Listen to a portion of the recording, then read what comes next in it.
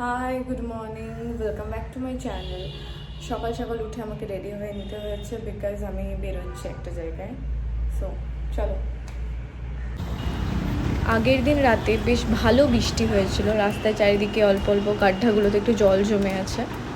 আর এইখানে আমি একদম প্রথম এলাম। আজকেও আমি যাচ্ছি একটা অডিশনের জন্য। সো অটো করে যাচ্ছিলাম, তো রাস্তায় একটু বুঝতে অসুবিধা হচ্ছিলো। তারপর আমি এখান থেকে যে ভিউটা পাচ্ছিলাম সেটা হচ্ছে একটা স্কুলের ভিউ, যেখানে কয়েকটা ছেলে মেয়ে, এখানে স্পেশালি ছেলেই ছিল, মেয়ে অল্প ছিল, বাস্কেটবল খেলছিল। বাস্কেটবল তো খেলছিল না, বাস্কেটবলের ফুটবলটা দিয়ে বলটা দিয়ে ফুটবল খেলছিল। ওদেরকে দেখে না আমার ছোটোবেলাকার কথাগুলো মনে পড়ছিল। আমরা যখন স্কুলে পড়ি, আমি যখন স্কুলে পড়ি, আমার স্কুলেও আমি গার্লস স্কুলে পড়তাম। তো এরকম টিফিন টাইম হলেই আমাদের একটা বড়সড় গ্যাং ছিল।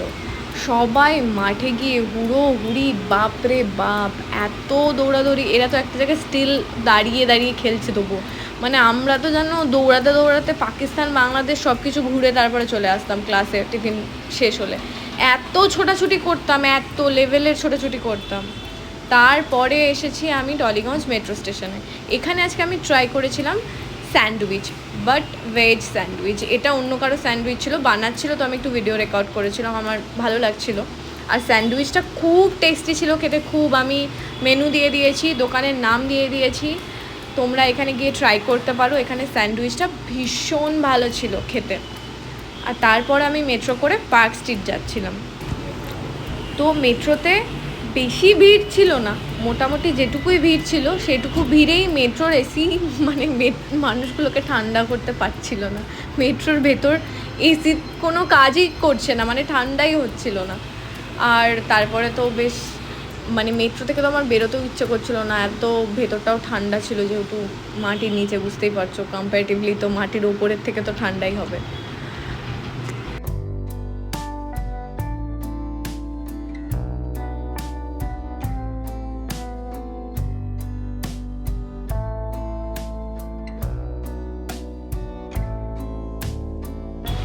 আর আমি কেন জানি না মেট্রো স্টেশনে যাওয়ার আগে আমি মেট্রো কার্ড নিতে ভুলে যাই, আর প্রতিবার গিয়ে আমাকে এইসব স্ক্যানার ফ্যানার করে নিতে হয় টাকা পয়সা দিয়ে। আর আমার একদম ভালো লাগে না এই স্ক্যানার ফ্যানার নিতে। আমি কোথায় রাখি, ভুলে যাই, দিয়ে উড়ে পালায়। আমার সাথে কেন এইসব হয় আমি বুঝতে পারি না।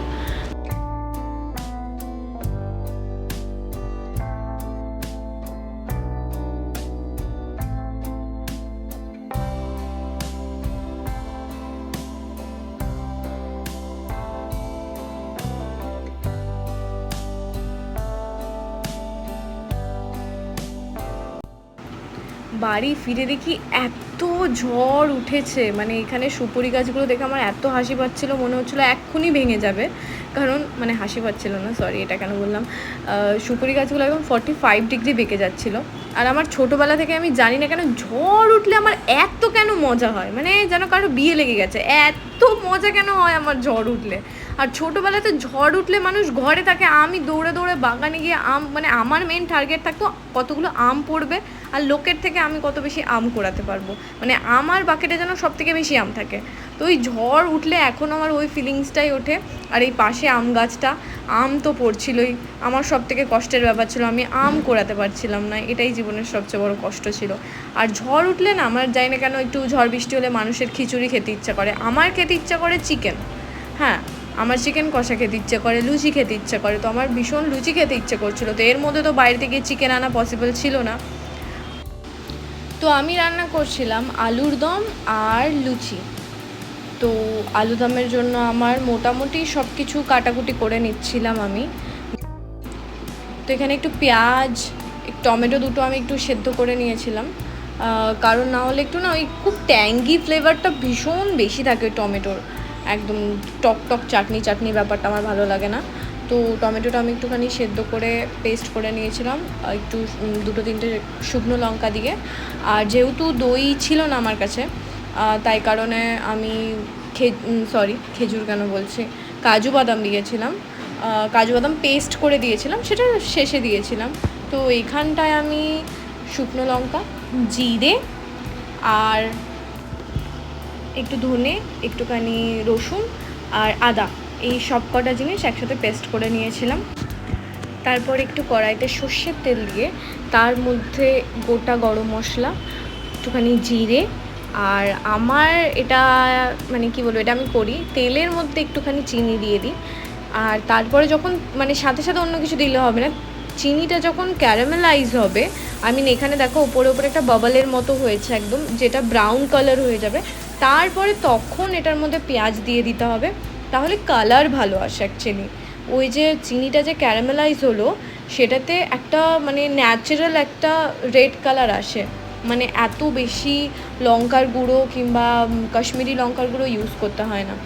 তো এখানে আমি মশলাটা কষিয়ে নিয়েছি, যেমন স্বাদ মতো নুন হলুদ দিয়ে ভালো মতো কষিয়ে নিয়ে আলুটা অলরেডি সেদ্ধ করে রেখেছিলাম আগে থেকে একটুখানি নুন আর হলুদ দিয়ে, তো তারপরে আলুটা দিয়ে দিলাম। এবার একটু ভালো করে কষিয়ে নিতে হবে আবার আলুটার সাথে, দেন যে যার মতো মানে পরিমাণ মতো একটু জল দিয়ে দিও। আমি একটু বেশি গ্রেভি শুকনো শুকনো খেতে ভালোবাসি, তাই খুব কমই জল দিয়েছিলাম, বেশি জল দিইনি। তো অলরেডি আলুটাও বেশ ভালো সেদ্ধ হয়ে গেছিলো, মানে এতটাও সেদ্ধ করার ছিল না, একটু কম সেদ্ধ করার ছিল, কিন্তু যেহেতু ভালো সেদ্ধ হয়ে গেছিলো তো আমি একটু জল কম দিয়ে একটু ঢেকে রেখে আবার এইরকম একটা থিকনেসে পৌঁছেছি আর কি।